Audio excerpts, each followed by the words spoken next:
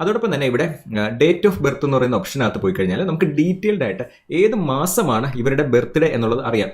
ആ മാസം ബർത്ത്ഡേ ആഘോഷിക്കുന്നവരെ മാത്രം ഇപ്പം ഈ ഫോട്ടോഗ്രാഫേഴ്സിനൊക്കെ ധാരാളം സാധ്യതയുള്ളത് കുട്ടികളുടെ ബർത്ത്ഡേസിന് ഫോട്ടോസ് ധാരാളം എടുക്കാറുണ്ട്. സ്റ്റുഡിയോ ഇരിക്കുന്ന സ്ഥലത്ത് നിന്ന് 5 കിലോമീറ്ററോ 10 കിലോമീറ്ററോ എടുത്തിട്ട് ആ വരുന്ന മാസം ഫോട്ടോ ചെയ്യുന്നത്. അപ്പം അതിൽ നമ്മൾ വീഡിയോസ് കൊടുക്കുമ്പോൾ നിങ്ങളുടെ കുട്ടികളുടെ ബർത്ത്ഡേസ് മനോഹരമായിട്ട് നിങ്ങൾ മെമ്മറബിൾ ആയിട്ട് ഫോട്ടോസിലൂടെയും വീഡിയോസിലൂടെയും സൂക്ഷിക്കാറുണ്ടോ?